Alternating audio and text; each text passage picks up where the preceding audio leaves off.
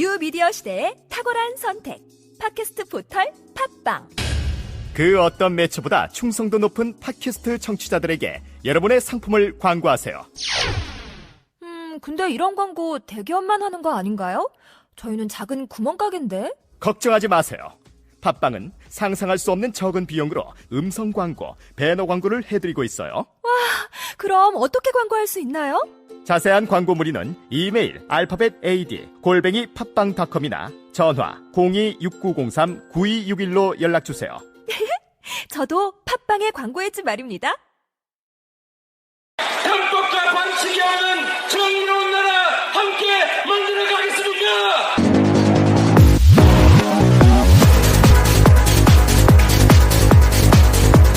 이재명이 된다.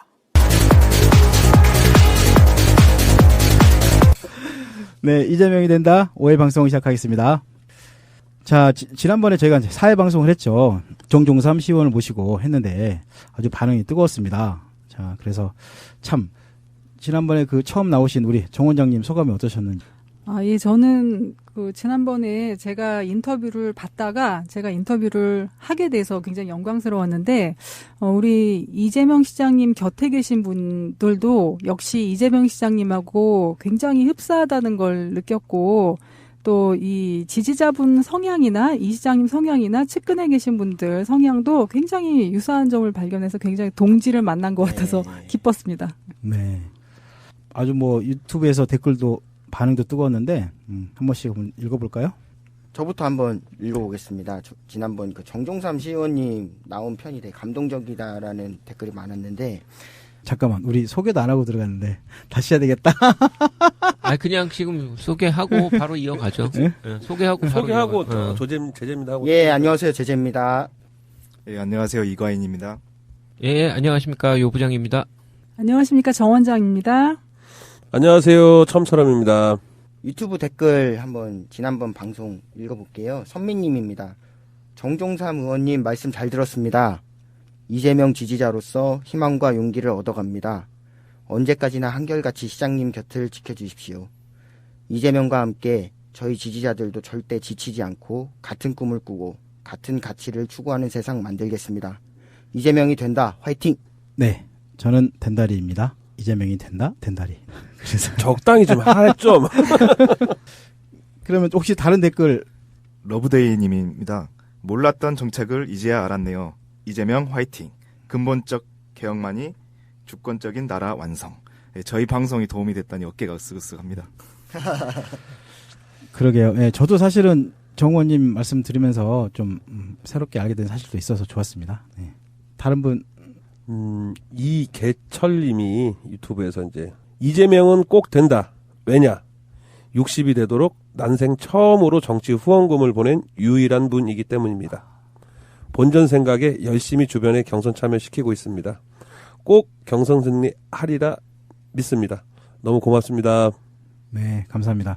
그러니까 그런 분들이 많이 계신 것 같아요. 처음으로 후원을 하고 처음으로 뭐 이렇게 지지자가 생기고 했다고 하는데, 네. 그리고 제가 김동기 님이 올리셨는데 댓글 읽으신다니 글 올려봅니다. 사드에 관해서 뭐 얘기를 해주라고 이렇게 말씀하셨습니다. 네. 제가 기회가 되면 또 사드도 한번 달아보고요. 네. 저희가 전문가는 아니지만, 네. 저희가 할 수 있는 범위에 대해서 한번 다뤄보도록 하겠습니다. 그리고 우리 방송이 아주 특이하게 유튜브를 보시는 분들이 엄청나게 많죠. 네. 그래서 혹시 유튜브를 들으시는 분들은 그 팟빵이라는 앱이 있습니다. 팟빵에 들어가셔서 다운로드를 받으시고 구독하기, 댓글 달기, 또 하트 클릭, 그다음에 홍보하기 해주시면 감사하겠습니다. 그러면 저희가 이제 순위가 올라가는데요. 순위가 올라갈수록 그 보시는 분들이 많아서 이재명 후보님한테 많은 도움이 됩니다. 네. 애절하지가 않아요, 된다리님은. 네? 이거는 역시 정 원장님이 깔끔한 목소리로 한번 해주시는 게 나을 것 같아요.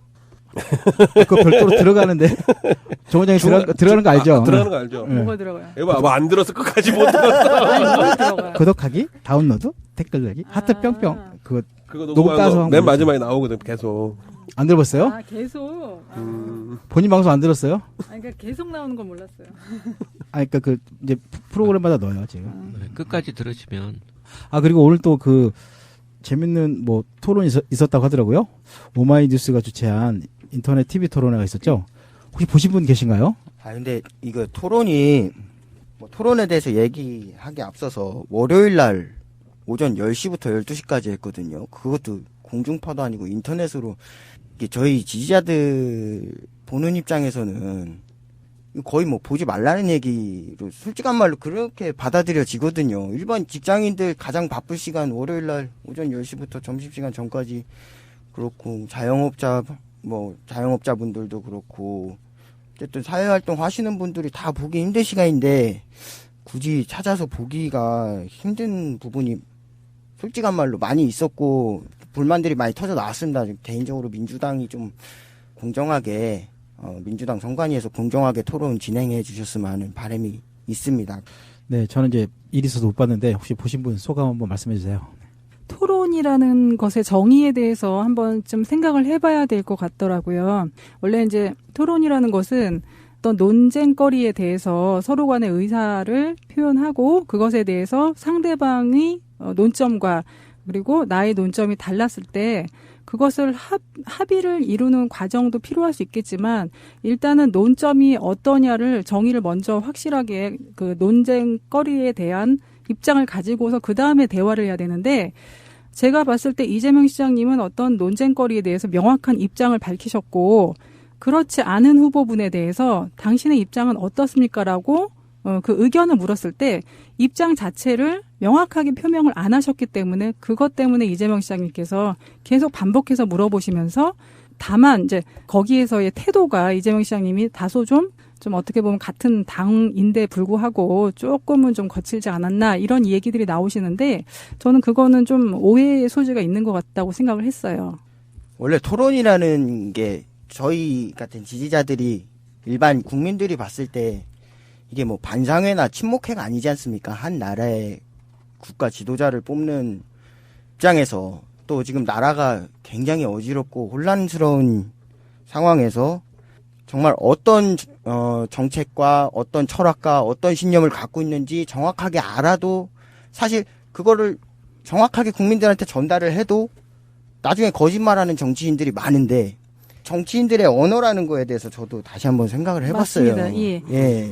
우리 안희정 지사 같은 경우도 정치는 어쨌든 정치를 해서 어떤 통치를 하기 위해서는 양쪽의 의견을 조율을 해야 된다. 그래서 한쪽의 입장을 이야기하는 것에 그 언어 자체가 정치적이지 못하다라고 그러한 표현들을 쓰면서 우리가 보기에는 일반인들 보기에는 너무나 애매한 언어를 쓴다. 정치인의 언어는. 그래서 이거인 것 같기도 하고 저거인 것 같기도 하고. 그런데 지금은 제가 봤을 때는 다분히 표를 의식한 그러한 언어가 아닌가. 그래서 이 토론회 자체의 어떤 취지에는 맞지 않는 그러한 걸 가지고 오늘 시간을 다 보낸 것 같아요. 네. 그렇죠. 저도 듣고 나서 두루뭉술. 오늘 처음으로 두루뭉술이라는 말에 대해서 이게 각자 지지하는 사람들이 따로 있겠지만 본인이 지지하는 후보가 얘기하는 게 얼마나 진정성 있고 정확하게 전달이 될 수 있는 건지에 대해서도 좀 판단을 좀 해봐야 될 토론이었던 것 같고요.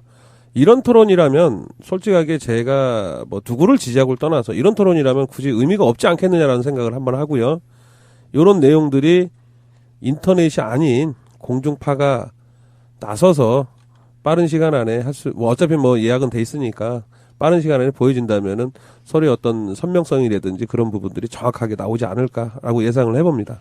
그래서 저는 조금 깊이 들어가면 아까 준조세 폐지에 대해서 이 시장님하고 문 후보님하고 겉으로 봤을 때는 그러니까 문 후보님 측 지지자들이 봤을 때는 너무 좀 호전적으로 얘기하시는 게 아닌가.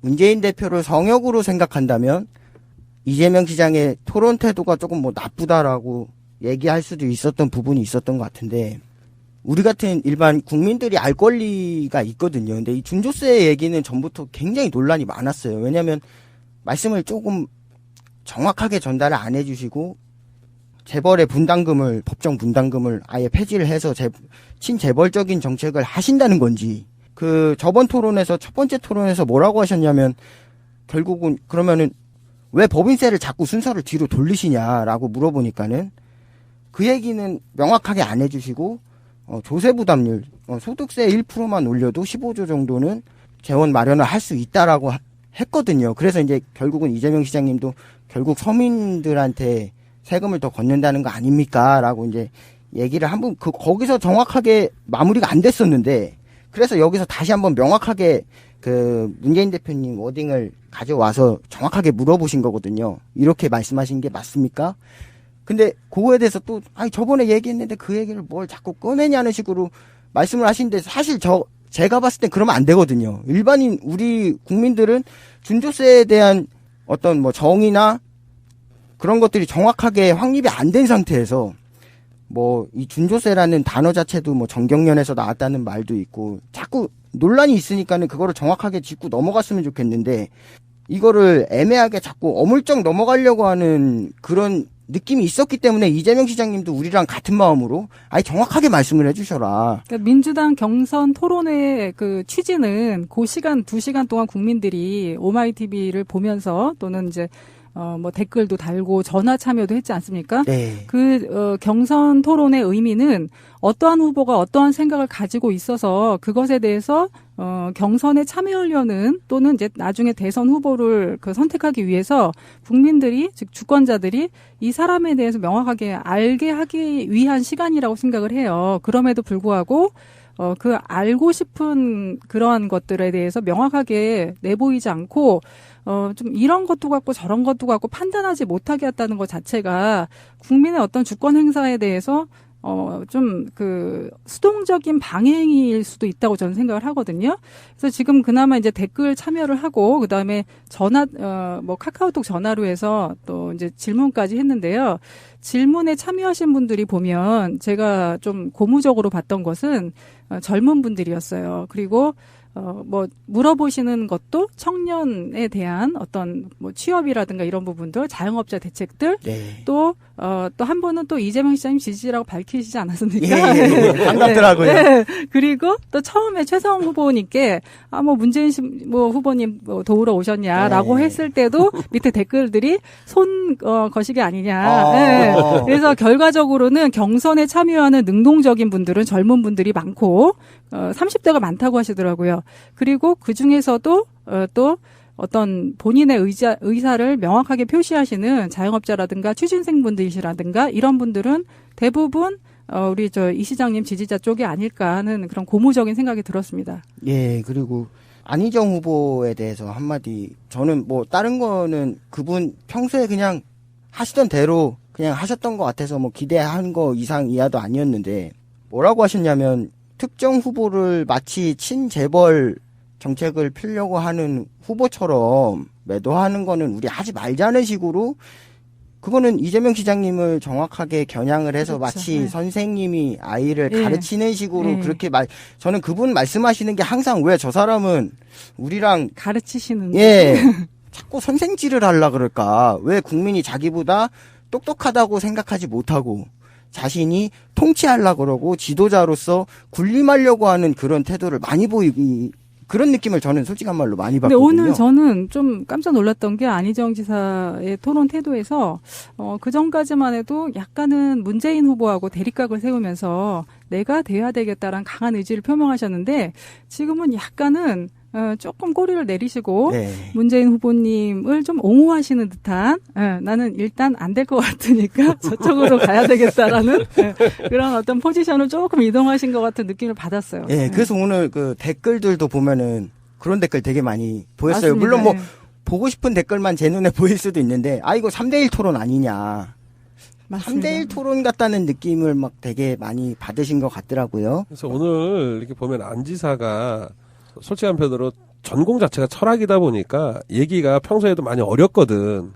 중요한 건 문 대표를 누구 말 맞따라 내 편인 양 받아들였다라는 거는 제가 이제 판단하건데, 그 부분에 대해서는 동의는 못 하겠고, 아직은 나서면 좀 안 되겠구나라는 느낌을 많이 받았어요, 저는. 아직은 네. 내가 여기서 나서서 문 후보랑 대립각을 세운다든지, 내지는 이재명 시장하고 내가 대립각을 세운다든지 그런 부분을 안 가고, 어차피 이미 이미지는 친재벌주의도 좋고, 대연정도 좋고 이런 부분 때문에 민주당 내에서는 이미 좀 많이 좀 아웃 오브 안중이 됐거든 지금. 네. 그러다 보니까 그 부분을 가지고 제가 느끼기에는 조금 내가 여기서 너무 나서면 지금의 어떤 이런 분위기가 좀 나서면 안 되겠구나라는 거를 좀 느낀 것 같아서 제가 봤을 때는 좀 그런 부분이지 않을까 좀 예상을 해봐요. 네, 그러면 그 안 지사님이 철학을 전공해서 말이 어렵다고 하는데 그럼 우리 문 후보님은 뭘 전공해서 잘 못 알아듣는다고 하죠? 아무튼 뭐 저는 못 봤는데 사람들이 별로 이번에는 이렇게 뭐 좋은 토론이 아니었다고 해서 다음에 이제 뭐 TV 토론들이 잡혀 있으니까 그때는 아무튼 잘했으면 좋겠습니다. 그리고 우리가 옛날에 걱정했던 것처럼 안희정 후보가 누구를 밀고 사퇴하고 이런 일은 절대 없겠지요. 그런 일이 있어서는 안 될 거라고 생각합니다. 뭐 네. 완주 의지가 아주 강력하다고 저는 얘기를 들었습니다. 최성 시장도 끝까지 잘 갔으면 좋겠네요. 네. 그분은 수화를 하시더라고요. 수화를. 오늘 그분이 어머하러 나왔냐고 그 인터뷰가 예. 온 인터넷에 돌아다니는데 난 처음에 막 이제 뭐 일을 하다 좀 보니까 그분 한 5번은 돌려봤어. 무슨 소리가 잘 안 들려갖고 5번은 돌려봤는데 빵 터질 수밖에 없더라고 그 상황이. 네. 자, 그러면 오늘은 이재명 후보의 대표 공약이고 가장 핫한 공약인 기본소득과 또 공정사회를 만들어가기 위해 반드시 필요하다고 생각하는 사법시험 존치에 대해서 얘기해 볼까 합니다. 저희가 이 두 이슈에 대해서 이제 전문가는 아닌데 아는 수준 내에서 최대한 정확하고 구체적으로 한번 다뤄보려고 합니다. 자, 먼저 이재명 후보의 대표 공약이고 또 개인적으로 아주 매력적이기도 한 그 기본소득에 대해서 얘기해 볼까 합니다. 그 전에 이제 기본소득의 정확한 정의에 대해서 한번 얘기해 볼까 하는데 제가 그 이재명 후보하고 또 가천대 글로벌 경제학 이한주 교수님이랑 같이 이렇게 옮긴 책이 있어요. 원래 원전은 기본소득 스페인 네트워크의 대표이자 바르셀로나 경제학과 교수인 다니엘 라베테스 교수가 쓴 기본소득이란 무엇인가 거기에 정의가 아주 간결하게 잘 나와 있어서 제가 말씀드려보려고 합니다. 기본소득은 모든 사회 구성원 혹은 거주자 개인에게 유급 고용에 참여하고자 하는 의지 여부와 관계없이 가난하든 부유하든 따지지 않고 개인의 다른 수입원과 독립적으로 가정이라는 영역 내의 동거 형태와 무관하게 국가에 의해 주어진다. 네, 이렇게 정리되어 있습니다. 정말 멋진 말인 것 같습니다. 이런 거에 대해서 우리가 이제 한번 얘기를 해보려고 하는데 먼저 이재명 후보가 공약으로 내세운 기본소득에 대해서 간략하게 내용을 얘기해보면 특정 대상자 약 2,800명에 해당하는 사람들은 약 100만 원씩을 주고 1년에 또 전 국민에게는 30만 원씩 지급한다. 이게 이제 이재명 후보가 공약으로 내세운 기본소득의 기본 골자입니다. 이거에 대해서 우리 요 부장님이 조사를 해왔다고 하니까 한번. 네, 드디어 말할 기회를 잡은 요 부장입니다. 얼마 만이죠 지금? 한 20분 만에. 예, 토론을 안 보고 왔더니 할 얘기가 없어요. 자, 그러면은 기본소득에 대해서 말씀을 드릴 텐데요. 다시 한번 기본소득이 뭔지 중요하니까 정의를 다시 한번 내려보고 이야기를 이어가도록 하겠습니다. 기본소득이란 건요. 자, 사회 구성원 모두에게 생활에 필요한 일정한 소득을 조건 없이 정기적으로 지급하는 제도라고 볼 수가 있는데요. 본래 기본소득은 선별 없이 모두에게 지급하는 것이 취지에 부합하지요. 이게 기본소득의 일단 장점이라고 할 수 있는데요. 뭐, 복지 혜택을 주려고 하면 대상자 선별을 위한 시스템을 갖춰야 되고요. 그에 따른 비용도, 들어가기 마련인데요. 기본소득은 그런 게 필요 없이 그냥 다 주는 겁니다. 하지만 우리 지금 한국의 상황에서는 좀 무리가 있으니까요. 이재명 시장의 기본소득에 관한 대선 공약을, 조금 더 구체적으로 말씀드려 보겠습니다. 우선은 유아배당이 있어요. 유아배당 0세부터 5세까지, 아동배당 9세에서 16세까지, 청년배당 18세에서 요건 한 17세로 낮췄으면 좋겠어요. 이게 발음이 안 좋네. 29세까지, 노인배당 65세 이상, 농어민배당 30에서 64세까지, 장애인배당이 있는데 중요한 것은 전 연령에 다 드리고요. 그리고 중복 수령까지 허용한다니까 이런 거는 정말 좋은 것 같아요. 우리나라 지금 복지제도를 보면 중복은 무조건 안 되죠. 그래서 예전에도 정말 복지 대상자였는데 뭐에 걸려서 못 받고 뭐 그런 경우가 많았는데 이 중복 수령 허용 자체가 저는 의미가 크다고 봅니다. 그러면 저희 아버지 같은 경우는 이제 좀 있으면 65세 이상 되시는데 눈 쪽에 이제 좀 장애가 있으시거든요. 그러면 요거 같은 경우는 중복해서 받을 수가 있는 건가요? 그렇죠. 그 장애인으로 등록이 되시면 그 이제 장애인 배당도 받으시고 또 노인 배당도 받으시고 둘 다 예. 받으실 수가 있겠죠. 그 앞서 말씀드린 해당 대상자 모두에게 연 100만 원을 지역 화폐로 지급하고요. 또 모든 국민에게 기본적으로 토지 배당을 30만 원씩 지급한다는 거니까 이게 바로 기본소득인 것입니다. 실제로 토지배당 국토보유세 15조에서 배당이 나가는 건데 실제로 토지배당이라는 용어를 이제 언론 등에서 이제 자주 쓰고 있습니다. 방금 토지 배당으로 저한테 태글이 들어왔는데 이과인님께서 적절하게 대변을 잘 해주셔서 예 감사합니다.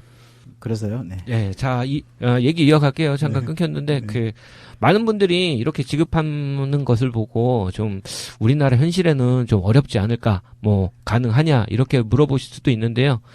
이거에 대해서 이재명 시장님이 답변하시기를, 우선적으로, 정부 재정 7%를 구조조정으로 편성하고요. 영업이익 500억 원 이상의 법인의 법인세 8%를 증세하고요. 연소득 10억 이상의 초고소득자, 10% 증세 및 국토보유세를 신설해서 재원을 마련한다고 합니다. 이와 관련해서 허경영 씨가 남긴 유명한 말이 있죠.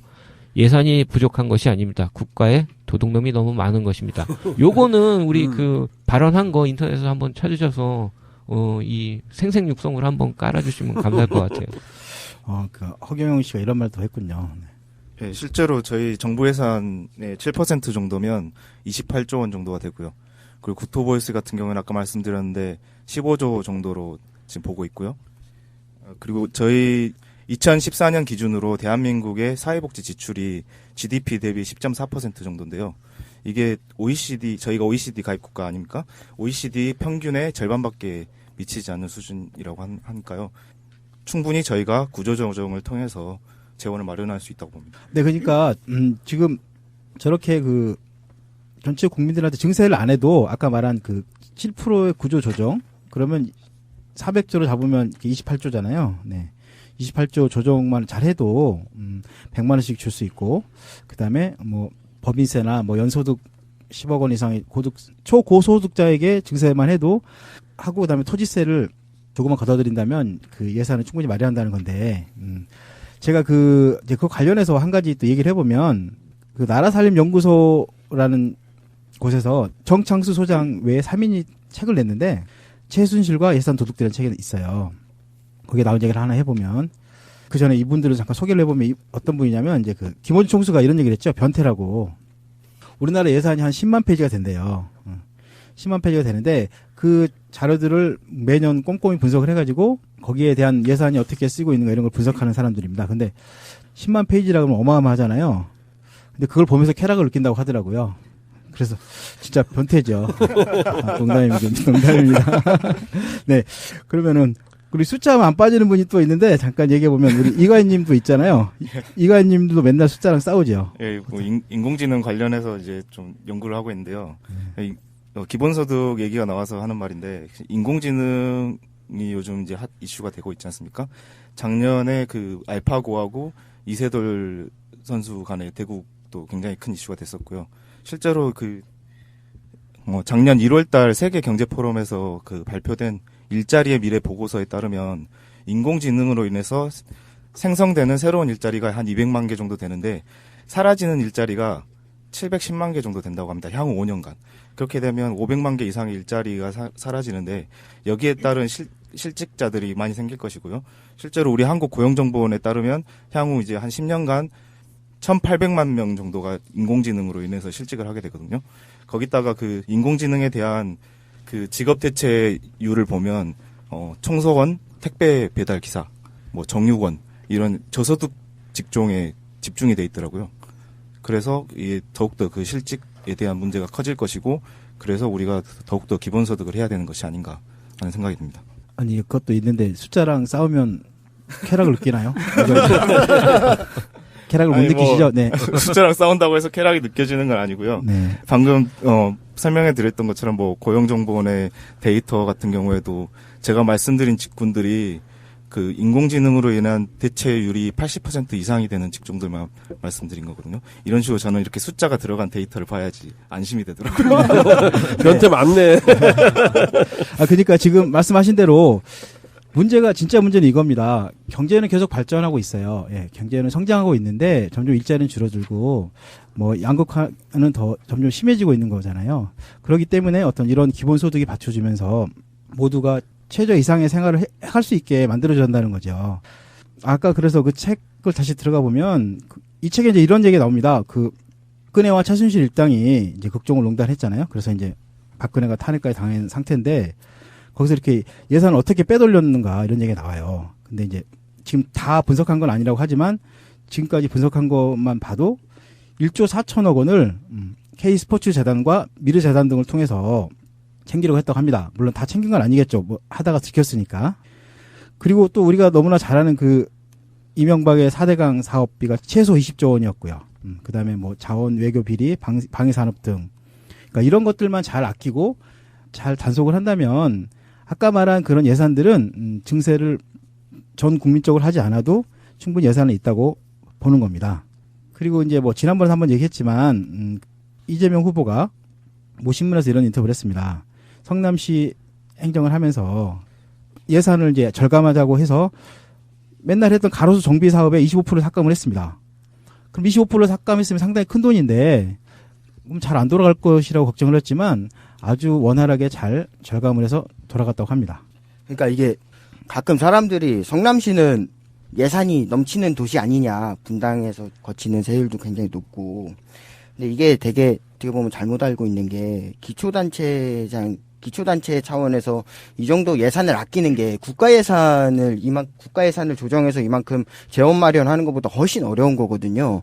네, 이런 부분에 대해서 예를 들어서 이재명 시장님이 대통령이 돼서 국가 예산을 이렇게 조정할 수 있고 방금 그 덴다리님 말씀하신 것처럼 우리나라는 해외 북유럽의 선진국가들이랑 다르게 부당소득이 상당히 많습니다.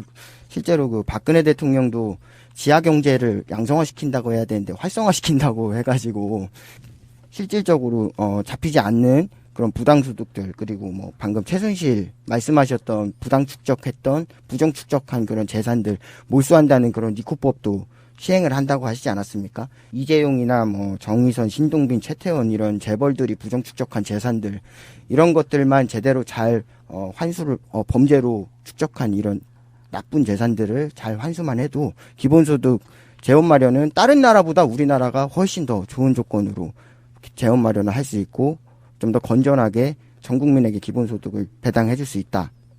이런 이야기가 있습니다. 저는 근데 이 기본소득 얘기를 하기 전에 하나 먼저 좀 전제를 좀 빠뜨리고 말씀 나누시는 것 같아가지고 기본소득에 대해서 어떻게 재원 마련을 하고 왜 어떤 것들이 있고 강론을 이야기하면 저번에 얘기하셨듯이 여기는 전부 다 무슨 공짜로 놀고 먹으려는 그런 사람들이냐 포퓰리즘 논란이 또 나올 수밖에 없는데 이 기본소득이 지금 필요한 이유가 우리나라가 이제 한 15년 그 동안 소득 불평등이 아주 극심해졌다고 저는 이재명 시장님께서 강연하신 내용을 토대로 해서 말씀을 드리는데 상위 1%가 14% 정도의 총 이제 수익을 가져가고 상위 10%가 48%, 즉 상위 10%가 50% 정도 절반을 가져가고요.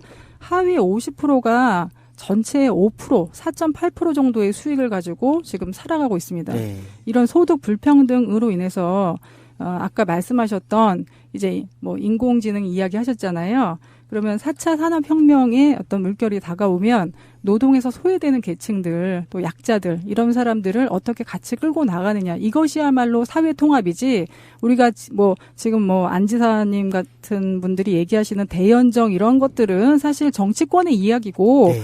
우리 서민의 눈높이에서 봤을 때, 이제, 약자와 강자가 같이 공생하는 방법을 찾는, 그러한 어떤 그 가장 기본이 되는, 이제, 정책이 기본소득이고 오늘자 뉴스 아마 보셨을 건데 영국 가디언지가 세계적인 기본소득 선두 주자 4명의 이재명을 포함시켰어요. 예, 보셨죠. 그러면 이재명 시장님의 이런 그 기본소득에 대한 관점이 세계의 유력지에서 인정할 만큼 얼토당토하는 포퓰리즘이 아니라 앞서 나가는 4차 산업 시대에 앞서 나가는 굉장히 좀 아주 그 스마트한 정책을 이제 표명을 하셨다는 거를 벌써 입증을 받은 거예요, 이거는. 그 원장님 말씀을 이제 들어서 거기에 조금 더 뒤이어서 얘기를 하자면, 이제 4차 산업혁명 시대를 우리가 맞이를 하고 신자유주의가 끝났다고 세계금융기구 뭐 IMF에서도 종언을 선언을 했는데, 그런 경제부양 정책도 있지만 저는 기본소득이 기본적으로 인권을 생각하는 아주 사람을 생각하는 정책이라고 생각을 하거든요.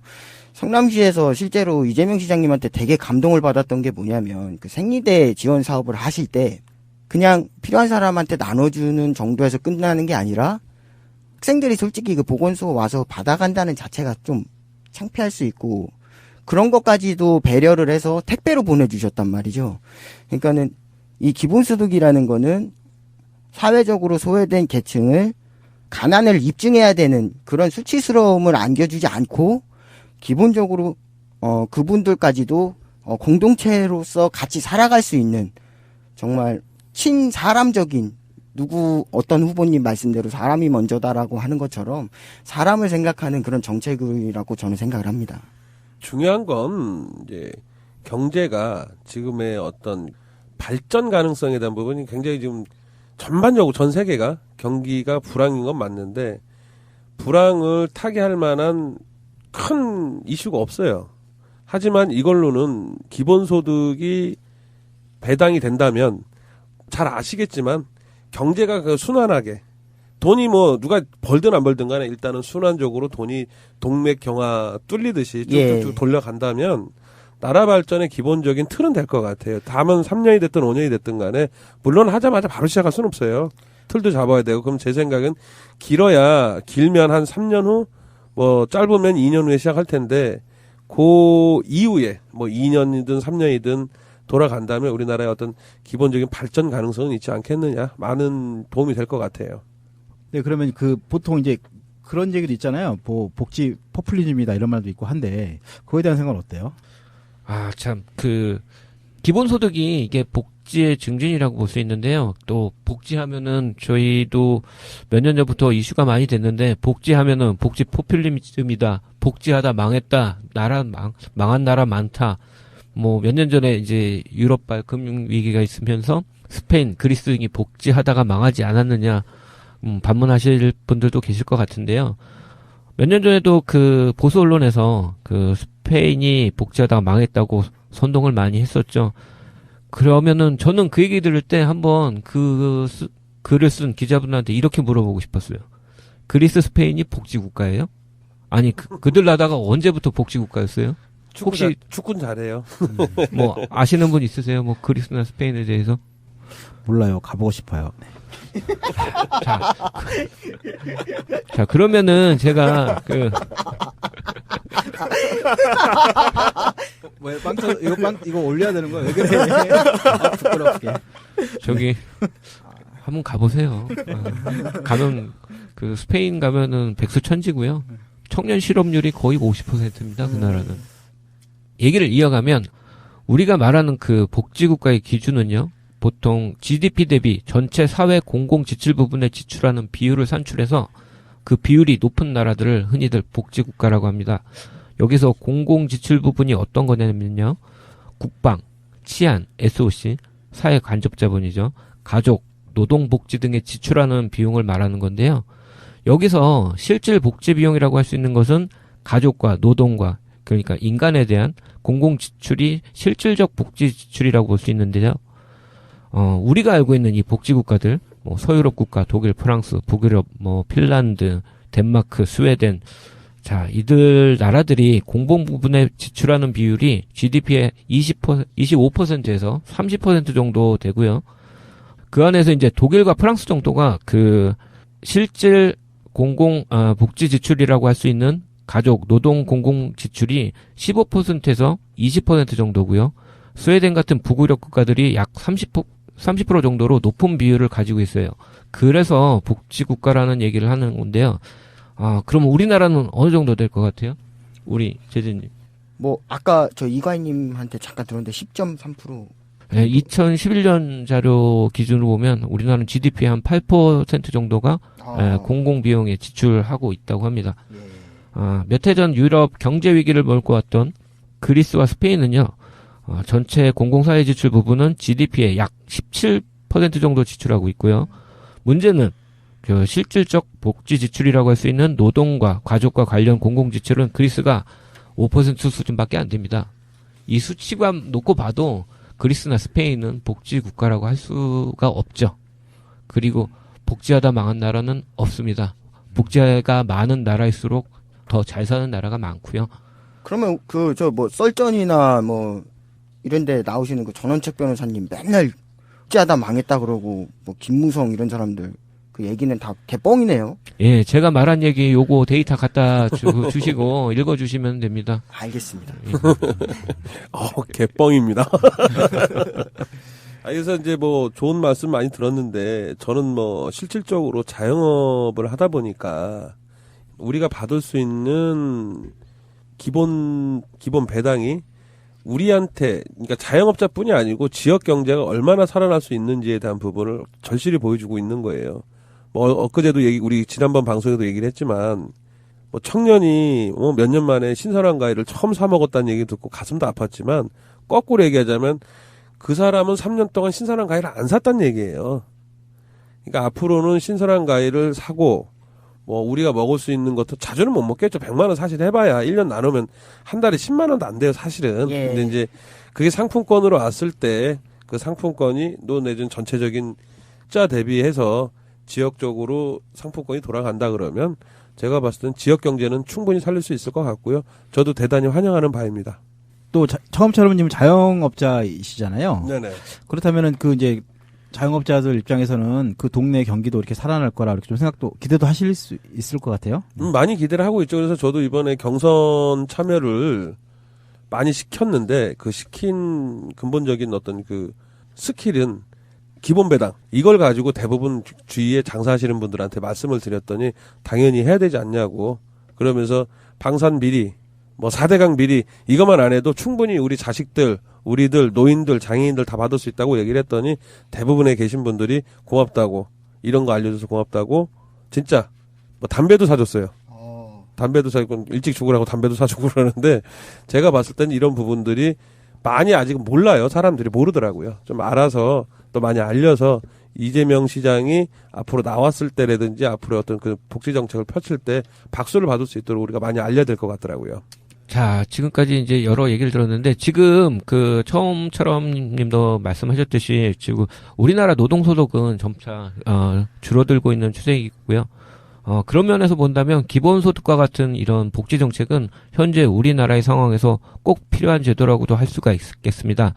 이번 대선에서 이재명 시장의 기본소득 공약도 이렇게 어떻게 보면 오히려 지금 한국의 현실에 보면 부족한 면도 없지 않아 있습니다. 하지만 이것을 토대로 점점 더 나은 복지 정책을 실시해 나간다면 우리도 서유럽, 북유럽 국가들 못지않은 복지 국가로 나아가는 길이 열릴 수 있을 것 같습니다.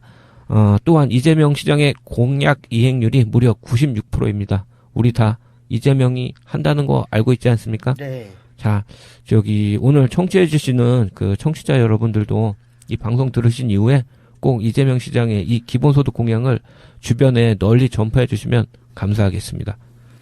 네, 다시 한번 정리를 하자면, 그러니까 약 2,800만 명에게 100만 원씩 주고 28조를 지급하게 되죠. 그리고 우리 전 국민에게 5천만 명에게 1인당 30만 원씩 지급을 하고, 그러면 한 가구당 대략 기본적으로 이제 1년에 120만 원 정도를 지급받고 또 상황에 따라서 100만 원을 더 지급받게 된다 이런 거네요. 그렇죠? 예. 그렇죠. 정말 환상적인 제도이고요. 또 단순히 환상이 아니라 충분히 실현이 가능한 공약이라는 것이 더 중요하겠습니다. 모 후보가 어떤 토론에서 전 국민에게 1%씩 증세한다는 얘기를 했다고 하는데 제가 잘못 들은 거길 바랍니다. 잘 들으셨어요. 사실인가요? 근데 우리나라는 소득세나 각종 세 부담이 너무 적습니다. 지금 일단은. 이제 그렇게 얘기하자면 또 끝이 없는데 사실은 이제 법인세를 삭감을 해서 실질 이제 법인세 부담률이 많이 떨어진 거고, 그래서 이제 이번에 다시 법인세를 좀 올리자 이런 건데, 법인세를 올린다는 것도 따져보면 영세한 기업한테 법인세를 받는다는 뜻은 아니고 어느 정도 소득이 있는 기업한테 법인세를 받는다는 얘기잖아요. 그래서 저는 이제 소득이 많으면 당연히 세금을 많이 내야 된다 생각하고 저도 많이 번다면 많이 내고 싶은 마음입니다. 사실은 이게 제 마음이고. 자, 그러면 우리가 이거를 일반 국민의 입장에서 한번 생각을 해보면 우리 제재님이 이렇게 받는다고 한다면 어떨 것 같아요?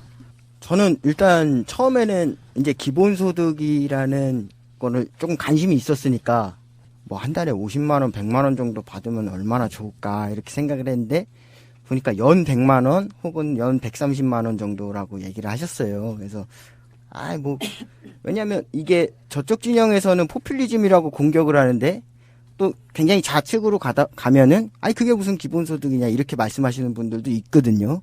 근데 곰곰이 생각을 해보니까 제가 한 달에 생활비 쓰는 거에 예를 들어서 뭐 3만 원이 됐든 5만 원이 됐든 뭐 8만 원, 10만 원 작은 돈이지만 보탬이 될 수 있다 그러면 굉장히 큰 도움이 될 것 같더라고요. 그러니까는 저 같은 경우는 이제 혼자 자취를 하는데 기본적으로 계산을 해보니까는 마트에서 장 보는 거 같은 경우도 식비로만 따졌을 때 한 20만 원? 20만 원에서 30만 원 그 사이를 넘지를 않는데 거기다가 이런 기본소득을 예를 들어서 한 8만 원, 10만 원 혹은 뭐 아직 저는 이제 좀 여기에 해당이 안 되는 부분이라 한 3만 원 정도라도 뭐 지원을 받는다고 하면 아까 우리 처음처럼님 말씀하셨듯이 신선한 과일을 사 먹는다든지 아니면 뭐 고기를 한번 삼겹살을 한번 구워 먹을 수도 있고요. 이런 그 실질적인 내 생활의 질이 얼마나 나아질까라고 생각을 했을 때 그거 정도만 국가에서 나를 도와준다고 해도 뭐 큰 도움이 되지는 않는다고 해도 저번에 시장님도 말씀하셨지만 국가가 나를 버리지 않았구나.